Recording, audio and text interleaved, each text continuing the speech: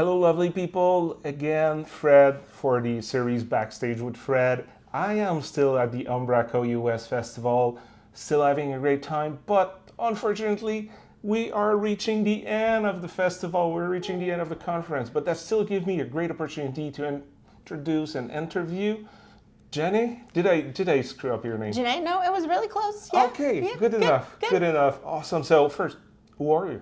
My name is Janae Cram, and I work at ProWorks. I've worked in Umbraco for over 15 years. Wow. Yeah, a long time. I'm an Umbraco MVP, and I run a community magazine for Umbraco as well called Scrift. Oh, that's pretty good. So first question for you, the Umbraco MVP. You know, I'm a developer advocate, so every programs like Umbraco MVP, Google Expert, Microsoft MVP, those things are really interesting to me, and I think there is so many benefits, but I rarely do interviews with people part of those programs. Usually it's with people running the program. So Right. I would love to, talk to us a little more about what is the Umbraco MVP program, because you've been an MVP for 9 years, if I'm not wrong. Yes, I'm a 9 times Umbraco MVP. Wow. Congratulations first. Thank you. And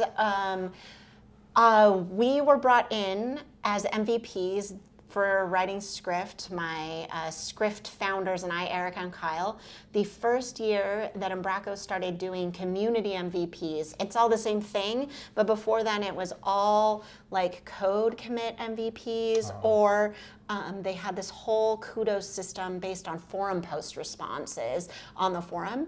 And so the year that we were brought in, they were also bringing in a lot of people who invested a lot in community, like meetups and event organizers. So, and writing a magazine, I can tell you, is a lot of hard work. So it was great to be acknowledged for that. And we've just had our 10th anniversary with that, and our 9th MVP, because they didn't do it 1 year in there during COVID. So Yeah, no, but I love that, and from my point of view, someone who's been in tech for a long time, I'm open source person at heart. Yes. And I always say when we talk about open source, it's not just about the code. Don't get me wrong. I mean, you need the code to have a software, to have something that is open source that people can use. And again, don't quote me wrong on that.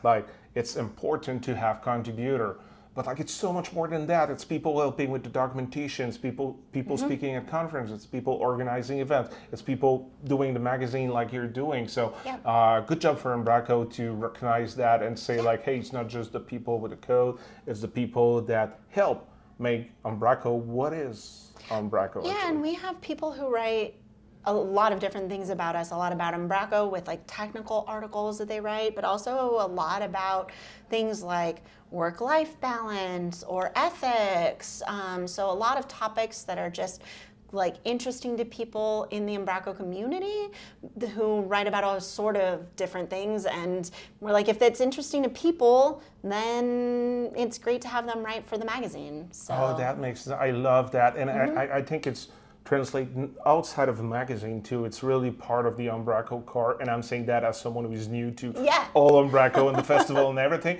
But this morning I was in a talk where it was about privilege, which is it was not a technical talk. No. It was not specifically about Umbraco. It was about privilege in general. But they're she was talking also about hey, we're part of a community. We need to acknowledge that those exist. It's gonna help us to be a better community. So again, my hat to the organizer of the events, but also Umbraco HQ and the community to really take those things in consideration. Some of my favorite talks at Umbraco community events have been not on technical talks. There's excellent technical talks. I've learned a lot about things like technical debt and how to use the new search. But Jason Wodeka is probably one of my favorite speakers. He's spoken at the last 3 Code Gardens, which for anybody watching doesn't know, that's Umbraco's yearly festival in Denmark that they do. It's huge. They have hundreds of visitors. And Jason has talked about not being perfect, and has talked about ritual and how ritual influences our life. And these aren't technical things, but they're things that we should think about and that anybody can use.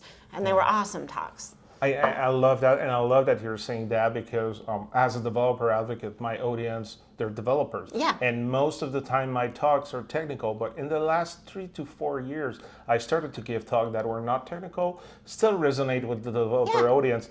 And funny enough, and I say funny enough because like it was not expected, those were my most popular talks. And I think I'm not a bad speaker, even if I do technical talks, but it was like the topic resonate with people. It was also giving a break because when you go to a technical or a developer conference, it's new framework about new things and new best practices and how you do this, which is amazing. You learn stuff, but at the same time, your head goes, too much content. So having a break of the technical side, but still learning stuff. Oh my goodness. It's great. I was not this year, but the year before, I was at the Open Source Summit of North America.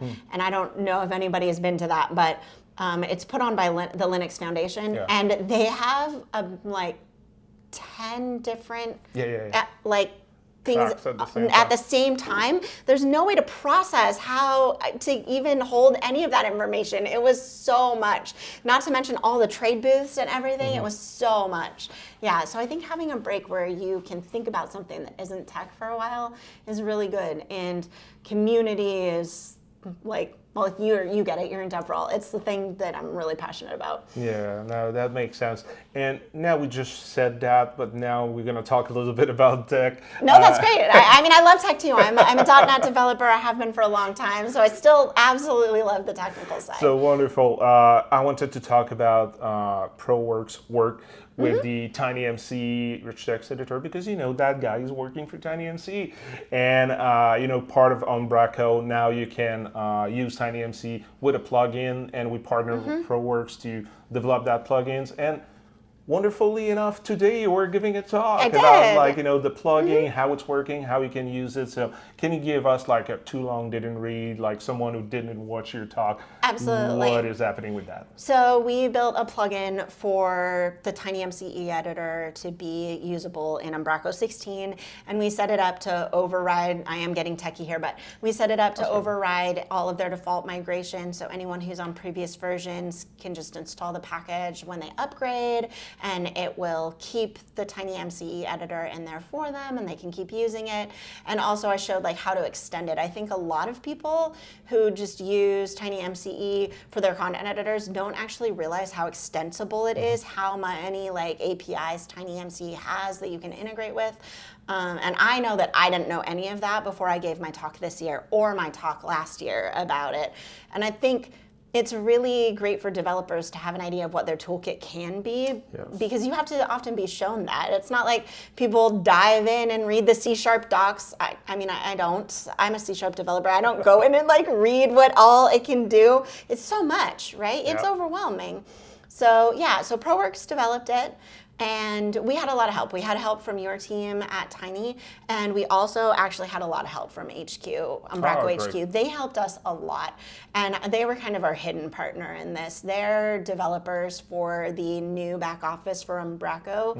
They basically went in and like got on calls with our team and told us like this is how like we did our development, and they gave us a bunch of code and stuff. It was excellent. They really worked with us to help get the package out the door and have it ready for Code Garden. So yeah, it was a whole effort in between Umbraco and our team. I'm pretty sure. So first, congrats on the talk. That was a great talk. Thank I'm you. not saying that because of the topic.